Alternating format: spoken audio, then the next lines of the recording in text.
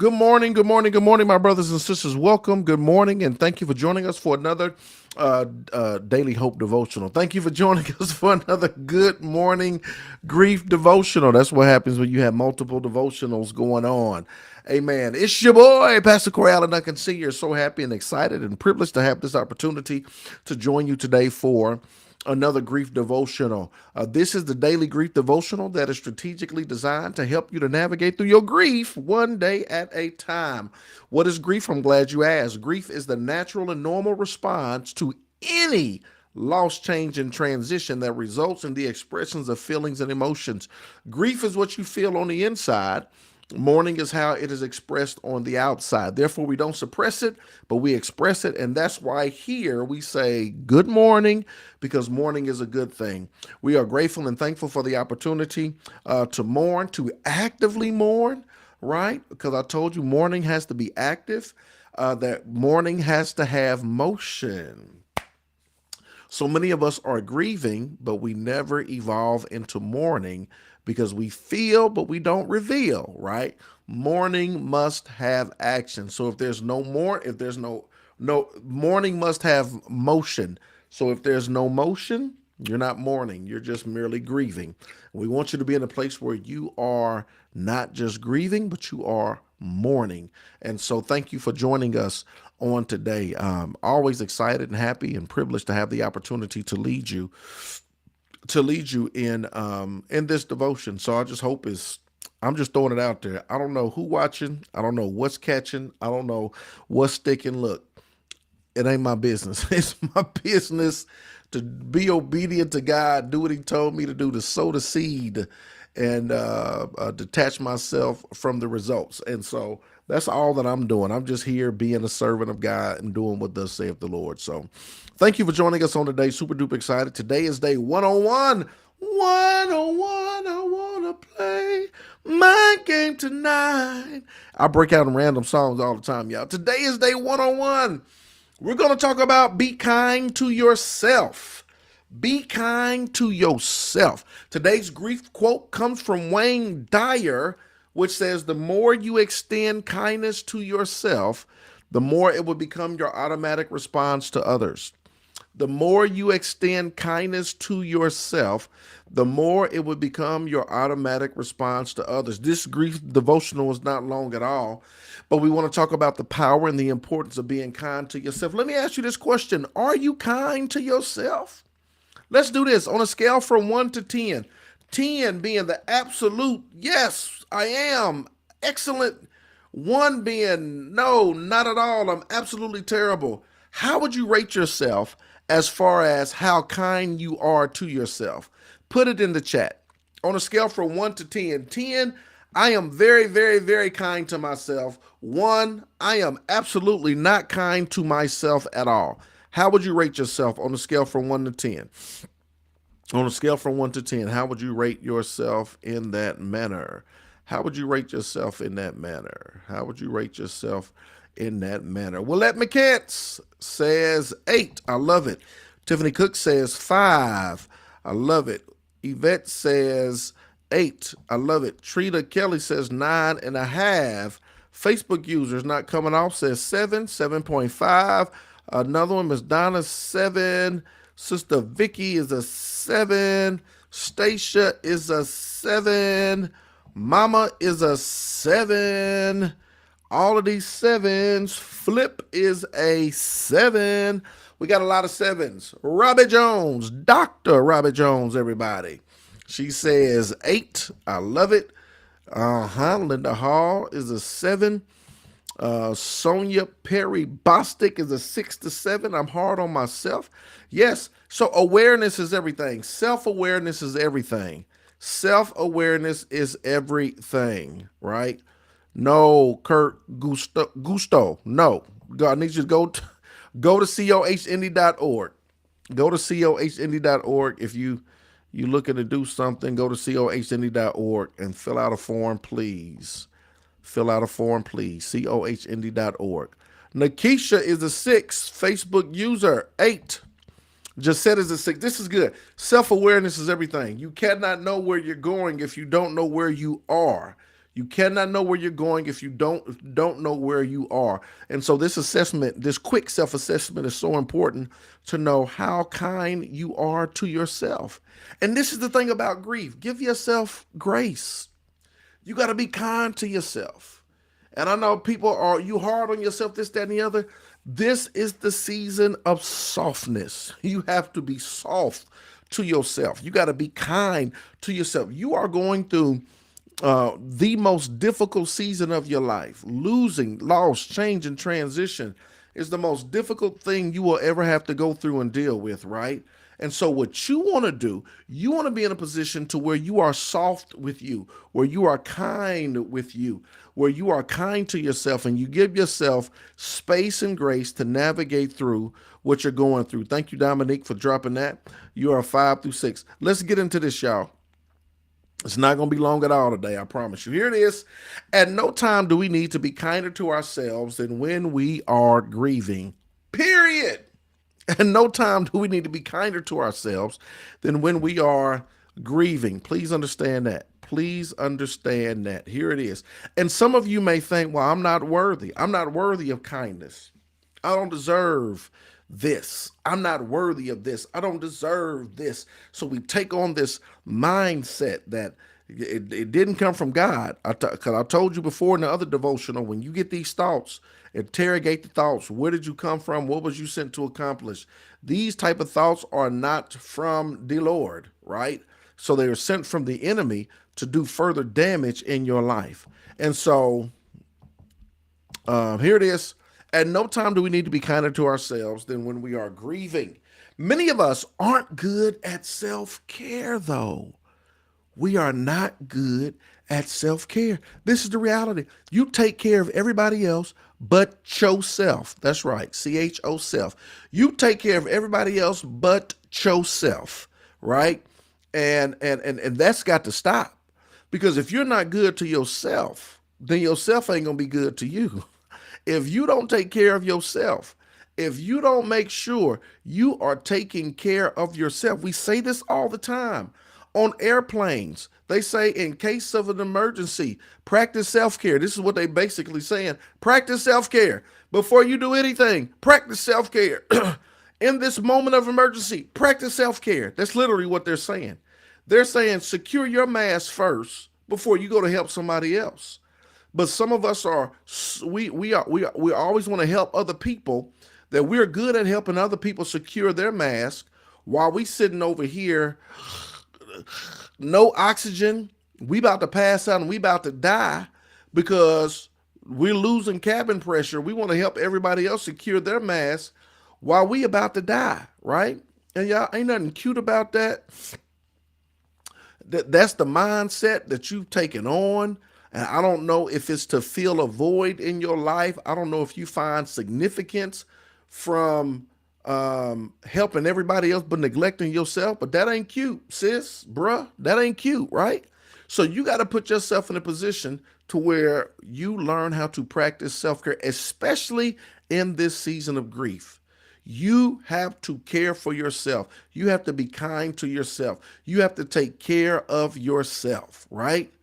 That even in seasons of, and I know I still got to be strong for everybody else. People leaning on me, I'm looking out for other people.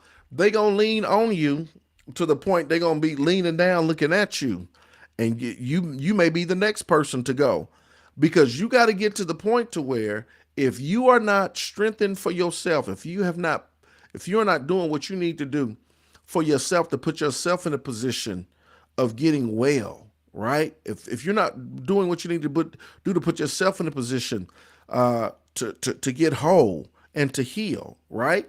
You won't be able to be good for anybody else. And so you have to make sure that you are practicing self-care in this season of grief. Understand this, you're broken.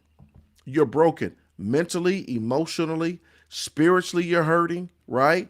Even physically, because if you're grieving but not mourning, then you'll start to feel the physical effects in your body. And so you are literally in a position to where you are broken in so many different facets of your life. And if anybody needs self-care in this moment, if anybody needs self-care in this season, it's you. So you have to be kind to yourself. You have to make yourself a priority. Stop putting yourself on the back burner. Push yourself to the forefront and understand the power and the importance of you taking care of you in this season. Check this out. Many of us aren't good at self care, though. So it's a practice we have to recommit to each and every day. This is what I love about that, y'all. Just like you have daily routines, self care needs to be part of that. Just like you brush your teeth every day, I hope you brush your teeth every day. Self care has to be just like that. Just like you wash your face or you wash your body every single day, self care has to be part of that routine. And whatever that may looks like, but it's something that you need to hold space for yourself every single day. Every single day. You need to work. I like to say working a rhythm. You need to work in a rhythm of self care every single day, whatever that looks like, right? We can go into the different dynamics of what that means and what that looks like. But every single day, if you brush your teeth every day, you need self care every day, right? If you if you wash every day, you need to wash your emotions and your mental, all of that with self-care every single day, especially in this season of grief because you're broken, right? Think about somebody's in the hospital. Somebody's in the hospital, something is wrong, they're broken, right? Something is not working properly. Think about the care and the assistance that they get. It's around the clock. That's why even preachers, when we go to visit hospital, I'm not trying to stay long. If you've been trained properly, you're not out there to take up residency. You're not out there to pull up a chair and sit and talk for 2 and 3 hours. I was out there for 3 hours. You shouldn't have been, right? Because they need rest. Something is broken down. They're trying to build it back up. They can't build it back up if they got to sit there and entertain you. Nobody's trying to entertain you. I'm trying to sleep. I didn't sleep all night because the nurses was coming in poking and prodding me every 2 hours, right? So this ain't the time to sit and talk. So you could just post those. I was out there for 2 hours. Don't nobody care. Stay for 5 or 10 minutes and bounce, unless they request you to stay longer. But think about the care they get. It's around the clock. Nurses are always coming in, doing this, running this test, taking your blood for this, testing that. They're doing all of that in an attempt to help you get better, right? So if that's the type of care you get when you're physically broken, what type of care do you think you need when you're emotionally and mentally broken through grief, right? You need that same intentionality when it comes to you. You need to round the clock. That's why we're doing this every single day. Every single day. That's why this 8 o'clock hour is part of your round the care. I'm gonna start my day off with this grief devotional because I know it's gonna give me a nugget. It's gonna give me a note. It's gonna give me a nudge. I can feast on throughout the. It's gonna be raw, real, and relevant. It's gonna be practical, portable, and applicable. Pastor Duncan's gonna give me some tools, tips, techniques, and takeaways that I could put into practice immediately. That's gonna give me the round the clock care that I need. And I know I can come back tomorrow at 8 o'clock and he's going to be there because he said he's doing it 365 days. Today is day 101. You already got 101, right? You can go back and watch it. You need that around the clock intentionality during this season of grief. So whether it's me at 8 o'clock, whether it's, and I'm talking about self-care, whether it's a routine for you to get up in the morning, to lay it down at night, whether it's journaling, whether it's your cup of coffee, whether it's tea, whether it's conversation, whether it's a counselor, whether it's a coach, whether it's a therapist, whether you're going to a grief group, whether you are going for walks, whether you're taking naps, whatever it is that you're doing is self-care. That I am intentionally going to create this rhythm in my life every single day to help me. Because right now, emotionally, I'm broken. Mentally, I'm broken. Spiritually, I'm broken. Physically, I'm broken. And I'm trying to pick up the pieces and I'm trying to move forward and I'm trying to navigate. So I'm going to build in this rhythm of self-care because I need it in my life. Come on, Juvenile. I need it in my life. I want it in my life. Come put it in my life because I'm broken. So I need this to help me to get back to a place of restoration, right? It is so very important. This is what you got to know and understand. Check this out. Many of us aren't good at self care, though, so it's a practice we have to recommit to each and every day. The bonus for our friends, family, and the world at large is that when we're kind to ourselves, we get better at responding with kindness to others. Ooh. When we are kind to ourselves, we get better at responding with kindness to others. When kindness, when I'm overflowing with kindness to me, when I am oozing kindness to me, when I am spilling out over with kindness to me, the bonus for other people is that they get the saucer. If I'm the cup and I'm running over with kindness, then guess what? The saucer gets the benefit. The saucer gets the benefit of being able to hold my spillage, right? Family and friends, co-workers, everybody else gets the benefit of your kindness when you're kind to yourself, and it spills out and it becomes beneficial for everybody else because your cup runneth over. Pastor, isn't that selfish to be kindness to myself? It absolutely is. And this is the season for you to be selfish, for you to focus on you. This is the season for you to restore you, to pour back into you, to help you, to minister to you, to help you in the areas of emotions and mental and physical. This is your season, right? This is your season for you. And there are times where you have to be selfish.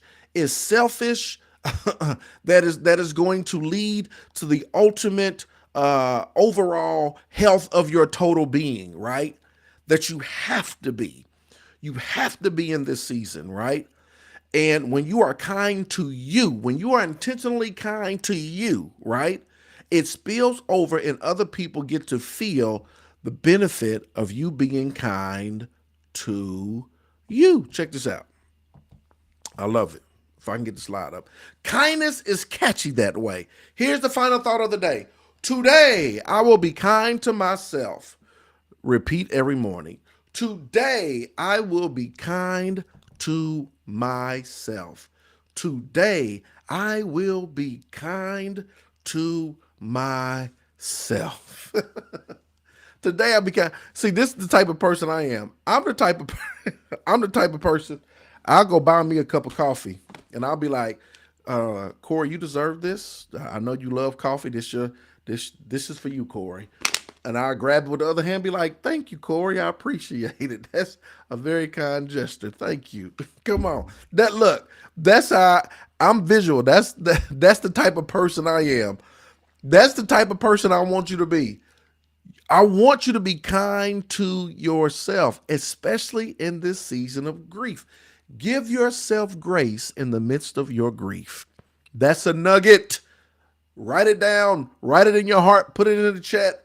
Give yourself grace in the midst of your grief. What is grace? Check this out. Grace, when you think about grace, a grace period, right? Think about a grace period. When your mortgage is due, the rent today is the 11th, right? Rent was due on the first. Most people will give you a grace period.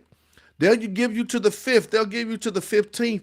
They say, yo, this was due 5, 10, 11 days ago and you didn't get it in.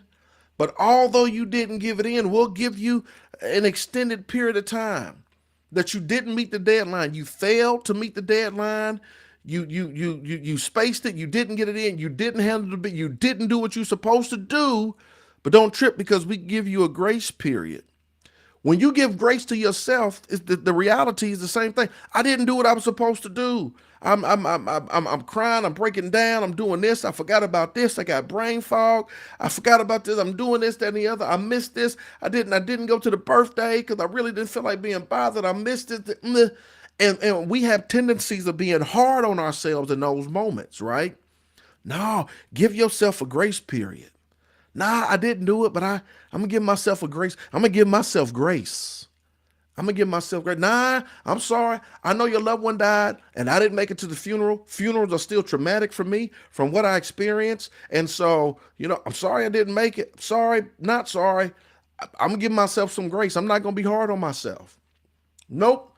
I didn't do it. I'm so sorry. I know I missed the birthday. It spaced my mind. Got a lot going on. Like I just buried my husband, just buried my wife, and so I'm sorry. I send you something through Amazon if I can remember, but I'm not going to be hard on myself. I'm going to give myself some grace. I'm going to give myself some grace. Give yourself, in the midst of your grief, give yourself some grace, right? Give yourself some grace. No, you may not be um you may not be the absolute you may not be the wife of the week or the husband of the week, right? You may not be the best friend of the week. You may not be, and I'm not giving y'all licenses to act a fool, but this is what I'm telling you. When you are grappling with grief, when you are mourning, when you are broken, y'all, when you're broken, you're trying to pick up the pieces. You're trying to navigate through this thing the best way you can. And if you drop the ball and if you're trying to figure it out, this, that, the other, and I hope everybody else around you is giving you some grace. But even if they are not, give yourself some grace. Give yourself some space. Give yourself some grace, right? Because I'm dealing with this hardest season of my life. Give yourself some grace. Give yourself some grace. Give yourself some grace. Take a break before you break. Give yourself some grace. Build in a rhythm of self care every single day. Make sure you are intentionally good to yourself. Give yourself some grace in the space as you navigate through this thing called grief. Be kind to yourself. Be kind to yourself. Write that in the chat. I will be kind to myself. I will be kind to myself. Or I will give myself some grace in the midst of my grief. That's a lot, but I don't care. I will give myself grace in the midst of my grief. Write that or write, I will be kind to myself. I feel like we're in elementary school and you got in trouble. You remember you had to write it 100 times on the board. I will not talk loud in class. And some of y'all used to do one page, then go and try to photocopy the rest of them to get them in. You ever do that and the teacher just take it right in front of your face and rip it up and throw it away? I can choke you, Miss Johnson. I will be kind to myself. Come on. Questions, comments, questions, comments, questions, comments. What you got? Questions, comments, what you got? Tiffany Cook. I really need to stop that. I've ended up in the ER due to overloading myself back in 2021, trying to be there for many folks. I used to hate telling people no, not anymore. Let me tell you something, Tiffany. You are absolutely right. No is a complete sentence. The older you get, the wiser you get, and you start to make decisions that are instrumental for you. And so, absolutely, nah, I'm a, and this is amazing. We show up. We don't show up for ourselves the way we show up for other people. We don't show up for ourselves the way we show up for other people, right? Are we gonna go out for other people? We gonna make sure I's are dotted, T's are crossed. We gonna do that. But do we go out for ourselves? Do we make sure the I's of our needs and the T's of our desires, do we make sure they're crossed? Because if we do, then we will learn to say no. We will learn to create boundaries. We'll be kind to ourselves, right? And being kind to ourselves may mean I might not be able to fulfill everybody's requests. Because here it is, this is my word. I may not have the capacity. I may not have the capacity. Think about it. When you in the car, you only got so much capacity. If you ride, I can only fit 4 or 5 people in here. If somebody asks you, can you put 10 people in your car and take them around the corner? I don't have the capacity, right? I don't have the capacity. That means you only have so much space. When it comes to your life, emotionally, mentally, energy, you only have so much capacity. You got to know how much capacity you have. And this is the thing, it could fluctuate. You could say yes today, and then it comes to the opportunity, the time to do something, and you feeling the lower of the lowest of the lowest, right? And so you got to know when to push. You got to know when to pull. You got to know when to push forward. You got to know when to pull back, right? I don't have the capacity. I don't have the capacity. I remember when my sister was in the hospital and I had connected with this young lady who she was a singer, and she heard me sing. I really, you know what I mean, I can sing just a little bit. I really can't sing. Background vocals, I'm in there, right? I could do that all day, just a little bit. And I had, agreed I would be the tenor. She was singing somewhere, and so I was supposed to be, performing with them, this, that, and the other. Well, then the incident happened with my sister. So my sister's in the hospital. She's in a coma. She's fighting for her life. And back when I agreed, yeah, everything, life was good. I didn't have any issues. I wasn't dealing with this, right? And the performance happened to be, it was the Friday night. Well, the next day was the day we took my sister off life support. And so I told her, I said, yo, I sincerely, and I'm sorry and I apologize. I won't be able to do this performance, and I let her know it was a few days in advance. She was mad. What am I supposed to do? I'm trying to find somebody else. And I'm sitting here like, ma'am, I'm sorry. My sister's in a coma. Like, my sister's in a house. She's fighting for her life. And I mean, I don't have the capacity. I didn't say it, I didn't frame it like that back then, but that's what it was. I don't have the capacity. I don't have the capacity to show up and sing these songs and come to these rehearsals and go out and do all of this when I'm dealing with this situation over here. So she was mad, but I hope she found somebody. I hope she got over it. But you know what? That's not my care. That's not my concern, right? Because my care, my concern, and I didn't do it in a cold, callous manner. My care and my concern was my sister. That reminds me even of the story of Job. The story of Job. Oh man, we ain't got time. The story of Job. Job was hard headed, rebelled. God told him to go to Nineveh. He went to Tarsus. He got on this boat. He went to Tarsus. So God, this great storm is on this boat, and they trying to figure out, like, man, what is this storm? Like, what is going on? Jonah said, yo, I know what the problem is. The problem is me. I'm the problem. If y'all throw me overboard, then the storm is gonna cease.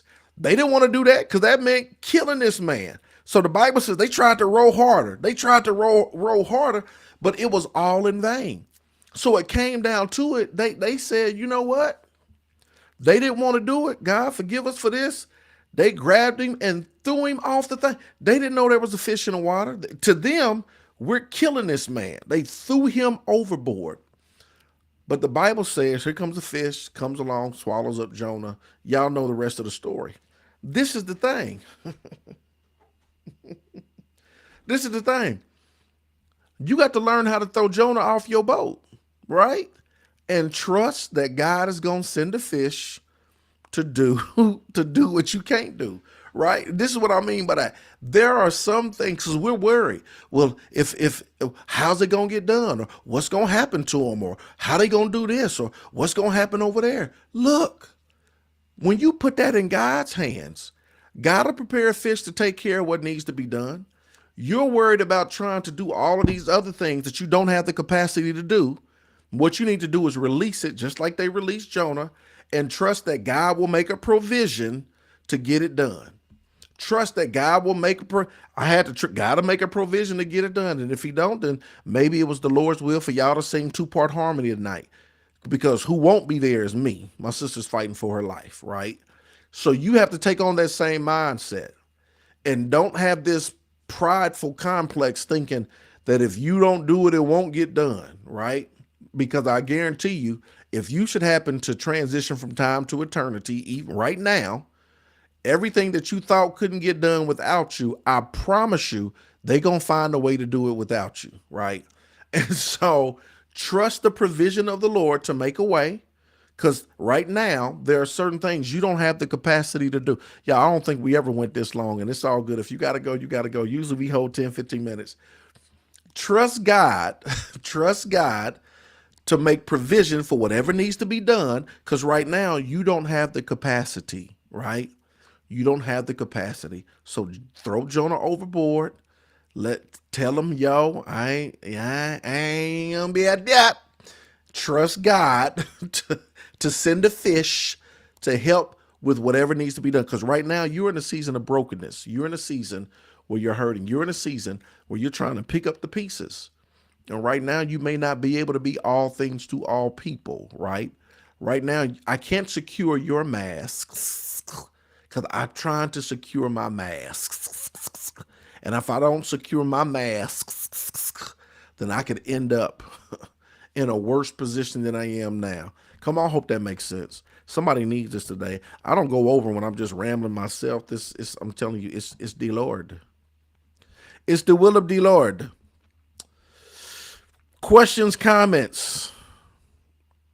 I paid my rent on Good Friday. I know that's right. Pastor C, what if we keep committing to self-care, then the moment we're whole to step out on lifing, then the enemy attacks to break you back down. Oh, it's gonna happen. Self-care just like anything else. Like if you take a shower, you're gonna get dirty, you're gonna take another one 24 hours later, right? So I mean the enemy ain't gonna stop being the enemy, right? But you gotta build in that rhythm. You got to build in that rhythm. You building up your strength. You're building up your everything. I told you the story before. My son, who's a videographer who videotapes, decided randomly that he wanted to. I don't want to videotape. I want to play football. All right, son, let's play football. So this was after football season. So he wanted to work out with the team. So he worked out for 3 or 4 months. And that 3 or 4 months, he built up so much muscle. He built up his endurance. He built up his strength. I ended up going into the hospital, had emergency surgery, this, that, the other, ended up losing 20 pounds, right? This was the thing. If he never went through that season, those 3 months of lifting weights, of getting bigger, faster, and stronger, imagine when this trial hit, how far back it would have set him. But because he had his strength, his endurance built up, right? He was able to navigate through that, right? So what happens is, whether you're practicing self-care, spiritual, whatever the case may be, you do those things because you're building yourself up. The enemy gonna be the enemy, always gonna be the enemy. But when you're doing those things to build yourself up, the blow won't be as bad, or you'll be able to weather the storm. You'll have the strength to fight because you've been practicing this self-care. Now imagine if you didn't do any self-care. Imagine for the next just say something's gonna pop off 3 months from now. Imagine what that something would look like with 3 months of self-care, building you up, strengthening you, sharpening your focus, getting you in a position to be able to handle whatever, versus not doing 3 months of self-care and now something else hits, right? And it breaks you down further. And so, yeah, absolutely. You just got to continue to fight the good fight. Good morning, Lalicia. Marlon, I'm doing the best I can with this paintbrush, girl. I'm trying to paint the picture. I will be kind to myself and give grace to myself in the midst of my grief. Come on, give yourself grace. Yes. Space and grace. Yes, I love it. Thank y'all for writing that down. Yes, I will be kind to myself. Yes, yes, yes. Yes, this was short but good. Thank you. I will give myself grace in the midst of my grief.